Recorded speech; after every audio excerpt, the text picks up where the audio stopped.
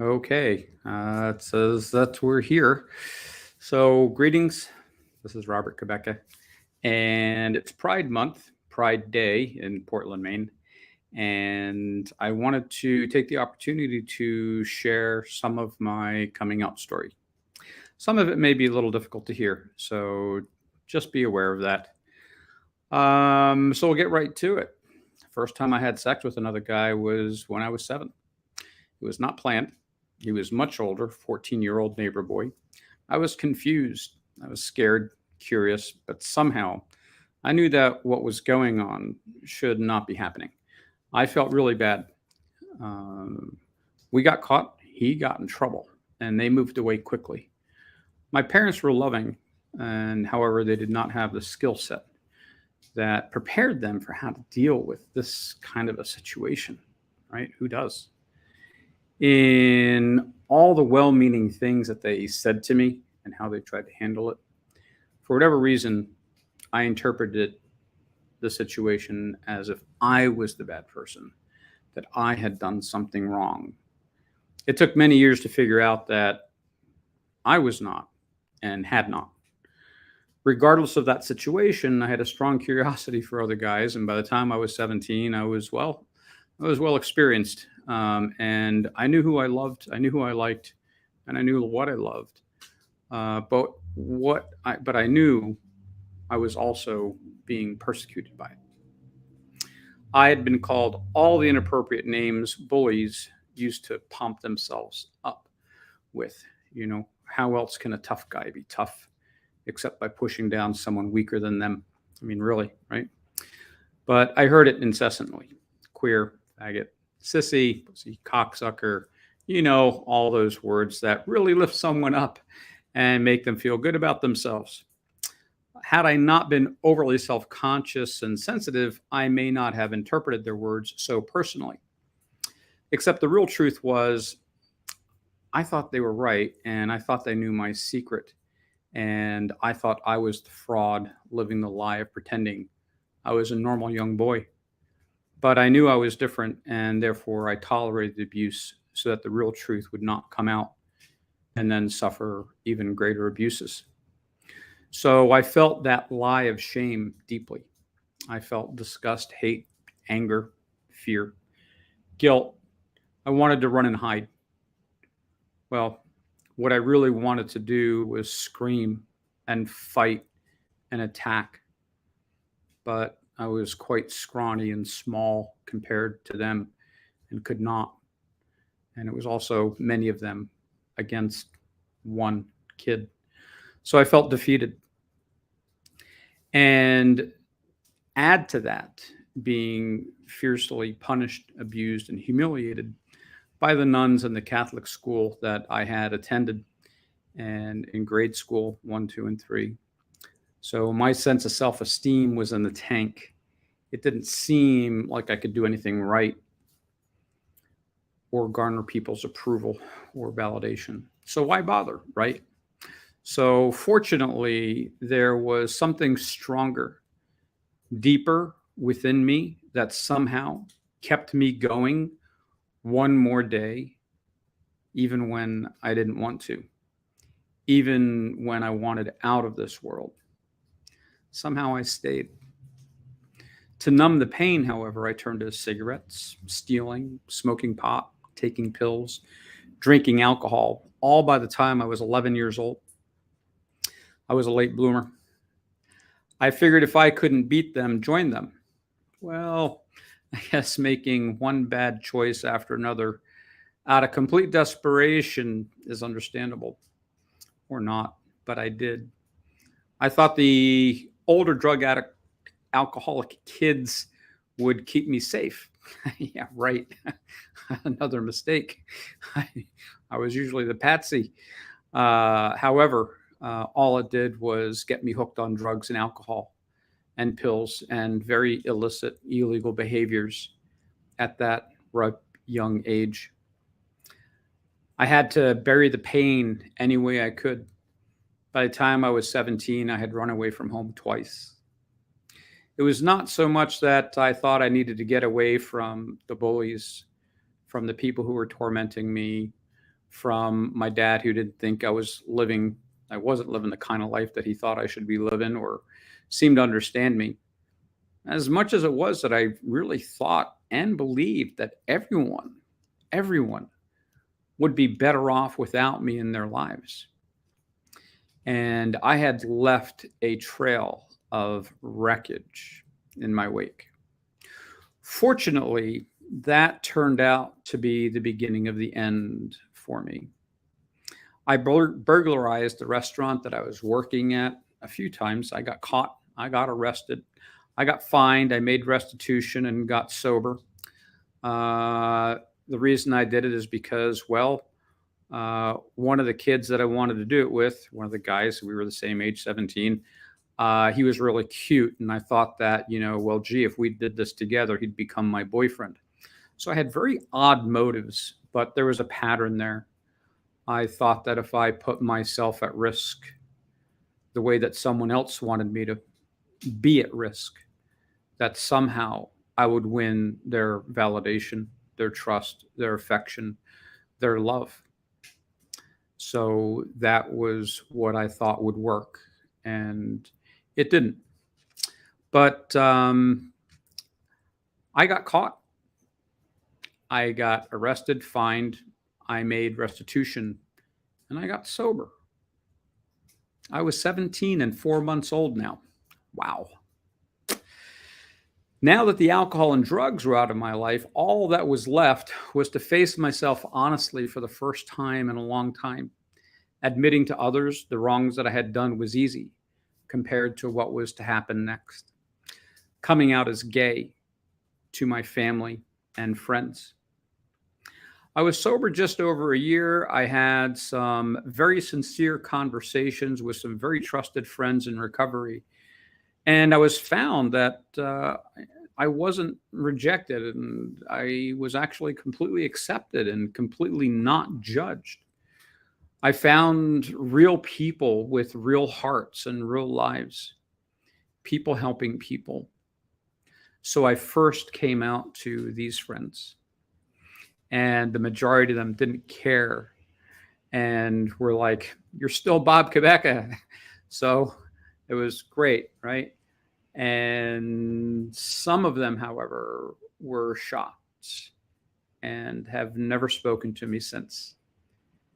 At the time, I was deeply hurt and saddened, and sometimes it hurt so much that I considered not telling anyone else and going back into the closet. But I continued to tell people, except family. I felt that I needed a fresh start, so I moved from Doylestown to Washington, D.C. in February of 1984. All right. My closet door came flying off. I was in heaven. I was accepted. I found the gay bars, even though I was sober. I'd go in and have my what was I having? Something with cranberry juice. I think it was just soda and cranberry with a lime or something like that. Anyhow, I found a real community of people who loved each other, who fought for each other, who saved each other, and did everything together. And we did. And I've never experienced anything like that at any other time in my life.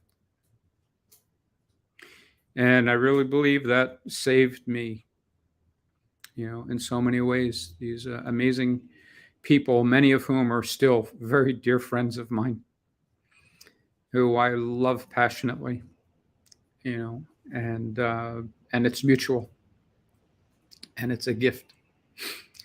I no longer had to hide who I was to anyone anymore. Well, except family. For some reason, I moved back home 6 months later, that summer of 1984. My mom missed me a lot and was also skilled at laying a good Arab guilt trip. She was Palestinian, after all. But after I moved back home, I found a boyfriend, Paul. We would go out a lot. And one weekend, my parents were hosting visitors from my mom's hometown, Haifa.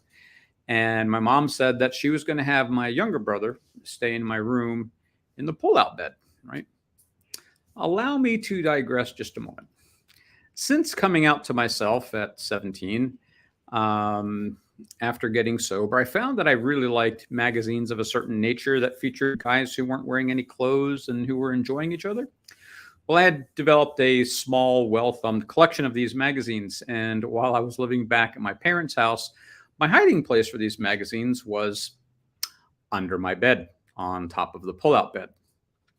So that night, I was out with Paul. I had the horrific realization of what I forgot to do and what most likely had happened. While we were at dinner, I shrieked of the realization. I was totally freaked out and completely powerless. Paul tried to calm me down a little bit, but I didn't want to go home, but I knew I had to, and face whatever music was going to be coming. So I got home, and everyone was asleep. Actually, our guest was not even at the house. They were staying at a hotel down the road, apparently, and my brother was not in my bedroom, and my magazines were gone. Uh-oh, right? So next morning, I slept in a little bit. And another little side note is that since I'd moved back home from DC, Mom would go to certain lengths to spoil me. And one of the things that she would do occasionally was to bring me breakfast in bed. Mind you, she never did that before I moved away from home. So we knew it was a still sweet bribe, that type of thing. But this morning, she came into my room with a breakfast tray, and somehow I knew things were going to be different. She said, "Good morning," and sat on the side of my bed and put the tray on me as I was sitting up. And she proceeded to ask just 4 questions. "How was your night?" "It was good. We had a nice time." But her tone of voice became suspicious. "How's Paul?" Paul's doing fine." "Do you have a girlfriend?" "No." "Are you gay?" "Yes." And all hell broke loose. "Why? What did we do wrong? We have to fix this right away. You'll move back here permanently, and we'll go to church every day, and we'll see a therapist and psychiatrist every week, and we will fix you." I was a little bit shocked by all that. But after a moment, I said, "Mom, I'm not broken. There's nothing to fix." And that stunned her. "Well, how long have you been this way?" "Ever since I can remember."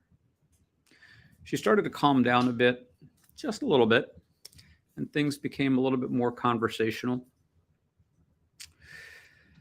"How can you live your life this way?" I said, "It's the only way I know how to live it. And I have a lot of friends who are gay, Mom, and we help each other." Then she asked me an unexpected question.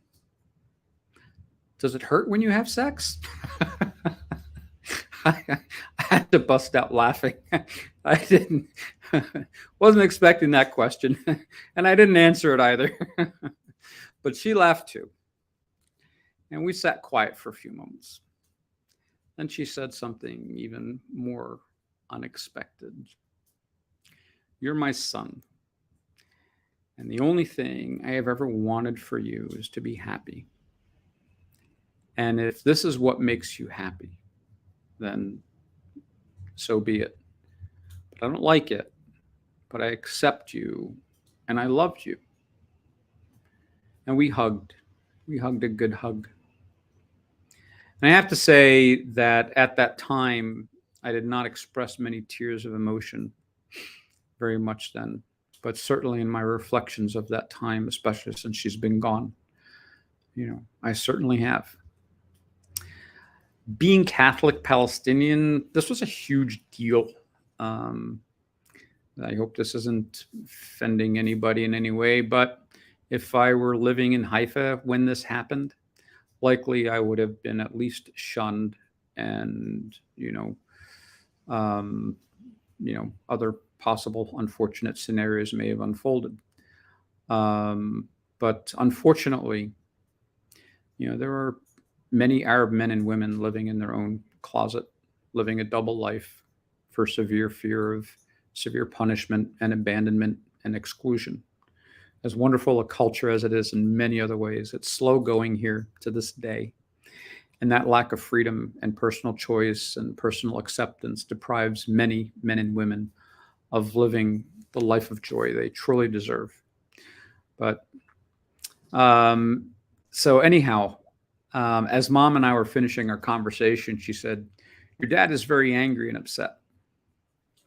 He doesn't know what to say. He doesn't know what to do. And he doesn't want to talk to you at all right now. So it's best if you avoid him." He took the magazines and put them somewhere, I don't know. Well, that was, unexpected as well, right? So, well, unfortunately, Mom was right. Dad didn't speak to me at all for 3 weeks straight, at least. I could not bear it any longer.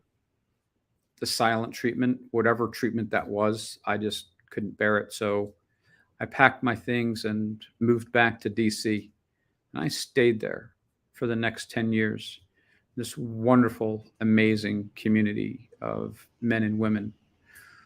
And I made lifelong friends there. I also lost many friends to AIDS.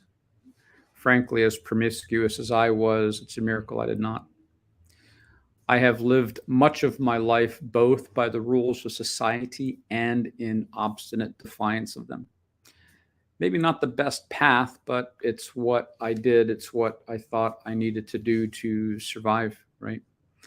However, I have learned to embrace and honor my authentic self. God made me, and God don't make junk or mistakes. And I am neither. I have forged my life through my adversities and through my loves and my passions and friends and family. I truly get to choose. And so do you. You are not second best or second class. You are the majesty. You are all the majesty there is that could possibly exist in this amazing universe. There is no one else like you. There just isn't. And how dare you try and be like someone else? Go live your life out loud. Go share your heart to the world. It needs it. And so do I. Oh, and Dad? Yeah. It took about 3 years for us to start talking again. Yeah, 3 years. About 1987. And, we talked a bit and were cordial and things like that. But after Mom died in 1997, Dad and I became much closer. In 2016, I moved in with Dad to take care of him while he was dying. And I got to spend every one of his last days with him until the day we all said goodbye and he left us. He was 91. And he said, "I love you, son. I'm proud of you," many times over the years. And I got to tell him that I loved him as well. So happy Pride.